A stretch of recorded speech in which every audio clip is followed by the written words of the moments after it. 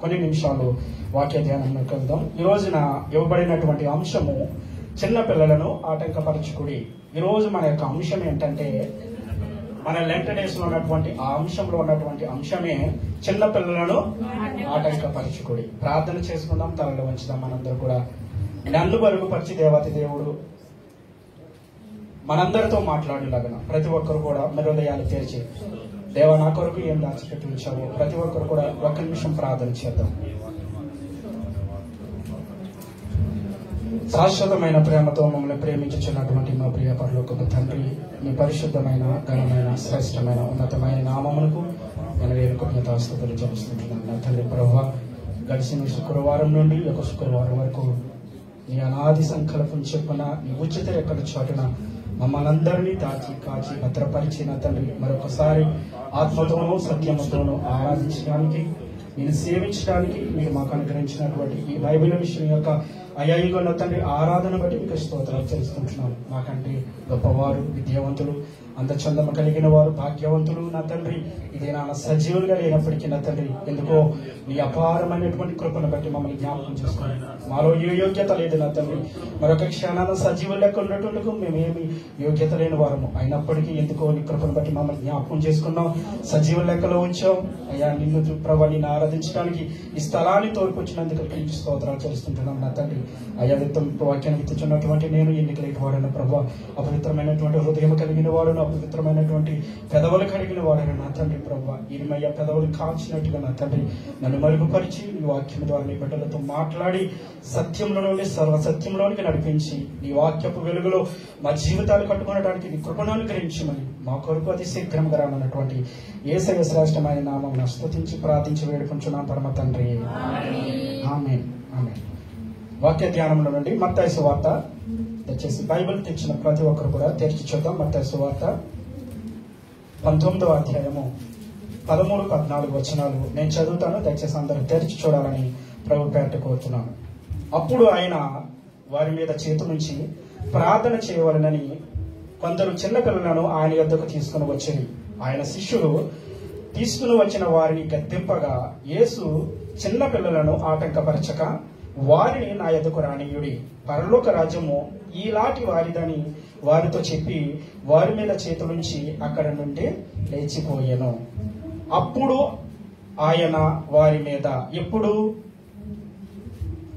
అని అంటే, ఆయన గలిలయ నుండి ప్రారంభ వచనంలో మనం చూస్తే 19వ అధ్యాయం 1వ వచనంలో చూస్తే ఆయన గలిలయ నుండి సువార్తను చెప్పడానికి గలిలయ నుండి యోదాయానికి వచ్చినప్పుడు, యోదాయ ప్రాంతానికి వచ్చినప్పుడు కొందరు తల్లులు తమ యొక్క బిడ్డలను తీసుకొని ఎక్కడికి వచ్చారండి? మాట్లాడాలి. యేసు ప్రభు వారి యొద్దకు వచ్చారు. వచ్చి వారి యొక్క ఉద్దేశం ఏంటంటే, ఆయన వారి మీద చేతుల నుంచి ప్రార్థన చేయాలి. ఎవరు? యేసుక్రీస్తు ప్రభు వారు తన బిడ్డల మీద చేతుల నుంచి ప్రార్థన చేయాలని కొంతమంది తల్లులు బిడ్డలను తీసుకుని వచ్చినట్టుగా మనం చూస్తుంటాం. తీసుకొచ్చిన తర్వాత వారిని ఎవరిని ఆటంకపరుస్తున్నారండి? శిష్యులు వారిని ఆటంకపరుస్తున్నారు. ఇక్కడ ఆగుదాం. అసలు యేసు యొద్దకు ఎందుకు తీసుకురావాలి? యేసు యొద్దకు వారి పిల్లల్ని ఎందుకు తీసుకురావాలి? ఆ యొక్క దినాలలో పరిసయ్యులు, శాస్త్రులు, అనేక మంది సద్దుకాయులు యేసుక్రీస్తు యొక్క బోధను ధృవీకరించేవారిగా అనేకమైనటువంటి ఆ 19వ అధ్యాయంలో మన పారాగ్రాఫ్ లో ఫస్ట్ చూసినప్పుడు అనేకమైనటువంటి క్వశ్చన్స్ వేసి ఆయన ఇరకాటంలో పెట్టాలని, ఆయన ఇబ్బంది పెట్టాలని, ఆయన్ని ఇరకాటంలో పెట్టి మేము ఏదో గెలిచామని సంబరపడిపోవాలనే ఉద్దేశంతో అనేక మంది చూస్తుంటే అదేమి పట్టించుకోకుండా కొంతమంది తల్లిలు ఎవరిని తీసుకొచ్చారంటే తమ పిల్లల్ని తీసుకొచ్చారంట.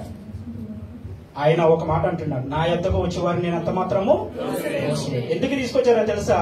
ఆయనే మార్గము, ఆయనే సత్యము, ఆయనే జీవము గనుక అనేక మంది తల్లులు యేసునందు విశ్వాసం ఉంచి యేసు యొద్దకు వారిని తీసుకురావడం జరిగింది. నేటి సమాజంలో చూస్తే అనేక మంది పిల్లలు, చాలా మంది పిల్లలు కూడా సమాజంలో ఈ పోటీ ప్రపంచంలో అనేక రంగాల్లో ముందుకు దూసుకెళ్ళిపోతూ ఉంటున్నారు. అవును కదండి?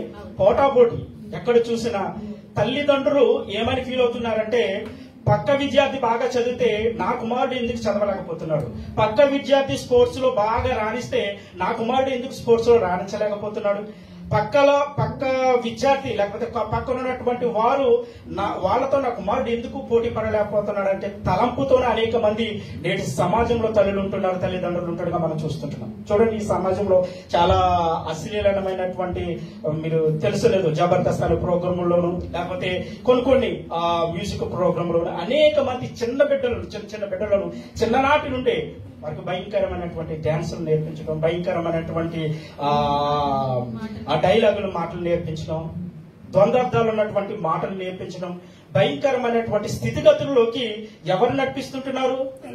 తల్లిదండ్రులే నడిపిస్తుంటున్నారు. దేవుడు ఒక మాట అంటున్నాడు, ఏమన్నాడు తెలుసా? బాలుడు నడవలసిన త్రోవను వారికి నేర్పాలంటాడు.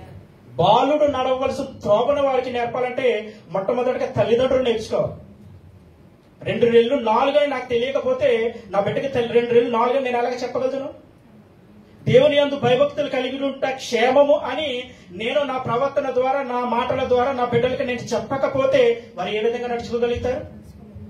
ఈరోజు సమాజంలో జరుగుతున్నటువంటి ప్రక్రియ ఏంటంటే, సమాజంలో ఉన్నతమైన స్థితికి వెళ్ళిపోవాలి, అందరికంటే గొప్పవారిగా కనపడాలి, సమాజంలో నా కుమారుడు నా కుమార్తెలు గుర్తింపు పొందుకోవాలనే ఉద్దేశంతోనే చెడు నడవకకి వెళ్ళిపోయినటువంటి స్థితిలో పిల్లలు మనం చూస్తుంటున్నాం.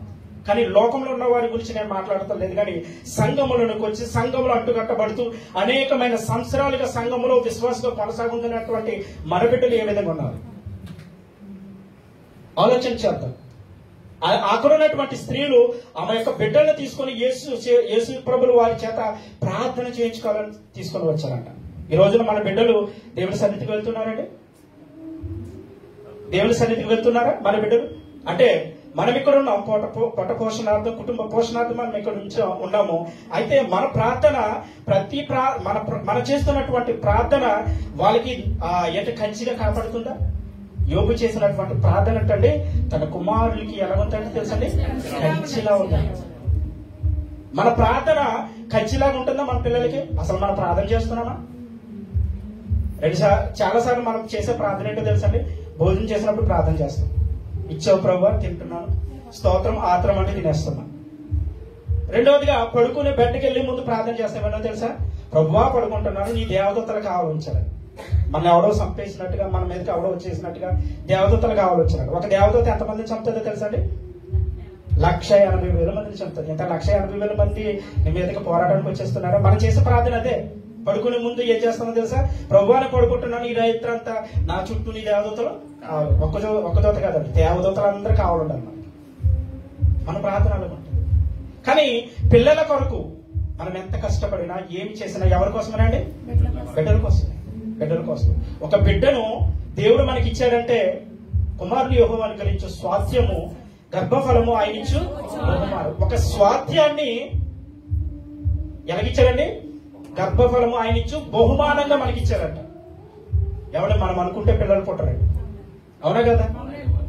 చాలా మంది పిల్లలు లేని వారు గుడుల చుట్టూ అనేక ప్రదర్శనలు చేస్తూ పిల్లలు లేక అనేక మంది నోములు నోచిన వారు, అన్యులు అనేక మంది మనం చూస్తున్నాం. మన క్రైస్తవ సమాజంలో కూడా అనేక మంది ఉపవాసాలు ఉండి బిడ్డలు కావాలి ప్రభువా నాకు బిడ్డలను దయచేయమని ప్రార్థన చేసే వారు చాలా మంది ఉన్నారు. అయితే దేవుడు మనకు ఒక బిడ్డని ఇచ్చాడంటే ఎందుకు ఇస్తున్నాడో తెలుసండి? నీ మీద బాధ్యత కలిగి. ఆ బాధ్యత ఏంటో తెలుసా? ఒక బహుమానాన్ని, ఒక స్వాస్థ్యాన్ని, ఆయన అనుకున్నటువంటి స్వాస్థ్యాన్ని నీకు బహుమానంగా ఇస్తున్నప్పుడు దాన్ని తిరిగి దానికి అప్పచెప్పవలసినటువంటి బాధ్యత మనకుంది. మనం దేవుడి సన్నిధికి వస్తుంటాం, అనేక మాటలు వింటుంటాం, అనేక పాటలు పాడుతుంటాం. అదే నడవడిక మన పిల్లలకి మనం చెప్పగలుగుతుంటున్నాం. మన పిల్లలకి బాగా చదువుకోకపోతే ఒక మంచి ట్యూషన్ టీచర్ పెట్టగలుగుతాం. బాగా స్పోర్ట్స్ ఆడకపోతే ఒక స్పోర్ట్స్ కి సంబంధించినటువంటి పర్సనల్ ట్రైనర్ మనం పెట్టుకుంటాం. లేకపోతే కొన్ని రంగాలలో, కొన్ని ప్రాంతాలలో, లేకపోతే ట్యూషన్ విషయంలో కాబట్టి, స్పోర్ట్స్ విషయంలో కావచ్చు, ఏ విషయంలోనైనా ఒక రంగంలో తప్పుకుపోతుంటే ఆ రంగంలో ప్రావీణ్యత కలిగిన వారి ట్యూషన్లోకి మనం తీసుకెళ్ళి పెడుతుంటాం. అయితే దేవుని దగ్గరకు వచ్చినప్పటికీ మనం ఎంతవరకు దేవుని సన్నిధిలో బిడ్డలు నడిపించగలుగుతున్నాం? బిడ్డలు నడిపించవలసినటువంటి బాధ్యత మన మీద ఉన్నదన్న విషయాన్ని తల్లిదండ్రులు మర్చిపోతున్నారు ఈ రోజు. వాళ్ళు ఆడికి బతుకుతారులే, ఆడికి చదువుకుంటారులే, మనకెందుకులే. టయానికి స్కూల్కి పంపించే తల్లి టయానికి సండే స్కూల్కి పంపించట్లేదండి ఈ రోజున క్రైస్తవ బిడ్డలు. టయానికి ఎక్కడికి పంపించాలో అక్కడికి పంపించే స్త్రీలు, తల్లిదండ్రులు టయానికి దేవుని సన్నిధికి తీసుకురాలేకపోతున్నారు. వాళ్ళు ఏం చేస్తారో తెలుసండి, వారి బిడ్డలను కూడా పెట్టుకున్నారంటే. చాలా మంది బిడ్డలు తీసుకొస్తారు దేవుని సన్నిధికి, వాళ్ళు అలాగే వదిలేస్తారు. తల్లిదండ్రులు పెట్టారంటారు, పిల్లలు బయటకు వెళ్ళిపోతున్నారు. దేవుడు అంటున్నాడు యేసుక్రీస్తు ప్రభు వారికి వాళ్ళ తల్లిదండ్రులే, వాళ్ళ తల్లులే ఎక్కడికి తీసుకొచ్చారండి? యేసు ప్రభు వారి గారికి తీసుకురావాలని ఆశపడుతుంటారు. రేపు పొద్దున మనతో పాటు మన బిడ్డలు మన పక్కన కూర్చుని దేవుని వాక్యాన్ని వినేవారు ఉంటున్నారు. సమాజం పాడైపోతున్నప్పుడు, నీ బిడ్డతో పాటు పక్కన అన్యులు పెరుగుతున్నప్పుడు నీ బిడ్డకి అన్యుడి బిడ్డకి డిఫరెన్స్ కనపడాలి. అది కదా సమాజంలో మనం మేలు కొలిపి దేవుని సన్నిధికి తీసుకురావాలి.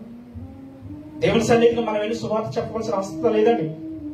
మన ప్రవర్తన ద్వారా, మన మాటల ద్వారా, మన నడవడిక ద్వారా అనేక మందిని దేవుని సన్నిధికి నడిపించగలుగుతాం. ఒక అన్యుడిగా పిల్లలు సమాజంలో ఇష్టం వచ్చినట్టు మాట్లాడుతుంటే, ఇష్టం వచ్చినట్టు బూతులు తిడుతుంటే, ఇష్టం వచ్చినట్టు వారి యొక్క స్థితిగతులు మార్చుకుంటుంటే, త్రాగుడికి బానిస వారి ఇష్టానుసారంగా ఉంటే, నీ కుమారుడు అలాగ లేకుండా ఒక బాధ్యత కలిగి చదువు విషయంలోను, కుటుంబ విషయంలో, అనేక విషయాల్లో, దేవుని యొక్క పని విషయంలో బాధ్యత కలిగి ఉన్నప్పుడు సమాజం అతను గూర్చి శభాష్ అంటుందా, లేకపోతే లోకంలో ఉన్న వాళ్ళు శభాష్ అంటుందండి? ఎవరైతే దేవుని యందు భయభక్తులు కలిగి, యథార్థత కలిగి, దేవుని చిత్తానుసారంగా నడవడానికి ఇష్టపడుతున్నారో వారిని బట్టి సమాజం శభాష్ అనేలా ఉంటుంది. కాబట్టి ఈ రోజున మన బిడ్డలు ఎంతవరకు దేవుని సన్నిధిలో నడిపించడానికి ఇష్టపడుతుంటాం, ఎంతవరకు దేవుని సన్నిధికి నడిపించేవారిగా ఉంటున్నాం. చరిత్రలో చూస్తే సరైన మార్గంలో నడిపించని తల్లిదండ్రులు చాలా మంది ఉన్నారు. సరైన మార్గంలో చరిత్రలో చూస్తే, బైబిల్లో చూస్తే దేవుని యొక్క సరైన మార్గంలో నడిపించలేనటువంటి బిడ్డలు మనం చూస్తుంటాం. ఎవరో తెలుసా అండి? మొట్టమొదట తల్లి అయినటువంటి అవ్వ, ఆదాము. బిడ్డలను సరైన మార్గంలో పెంచలేకపోయింది. అందుకని మొట్టమొదటిగా భూమి మీద సాధారణమైనటువంటి మరణం కలగవలసినటువంటి మొట్టమొదటి మరణమే ఎలా ప్రారంభమైందండి? హత్యతో ప్రారంభమైంది. ఏదోను తోటలో వాళ్ళు పాపం చేసి నెట్టివేయబడిపోయిన తర్వాత దేవునితో సాంగత్యం కలిగినటువంటి తల్లిదండ్రులు, మన ఆదిమ తల్లిదండ్రులు దేవునితో సాంగత్యము, ప్రతిరోజు దేవునితో సాంగత్యం చేశారు, దేవునితో నడవడిక కలిగి నడిచారు, దేవుడు చెప్పిన ప్రతి మాట విన్నారు. అయితే దేవుడి దగ్గర నుండి తొలగిపోయిన తర్వాత దేవుని కొరకు బ్రతకాలనే విషయాన్ని బిడ్డలతో చెప్పలేకపోయారు. ఒకసారి లేఖన భాగంలో చూద్దాం. ఆదికాండము 4:7 నీవు సత్క్రియ చేసిన ఎడల తలనెత్తుకొనవా, సత్క్రియ చేయని ఎడల వాకిట పాపము పొంచి ఉండును, నీ ఎడల దానికి వాంఛ కలుగును, నీవు దానిని ఏలుదువనెను. దేవుడు అంటున్నాడు.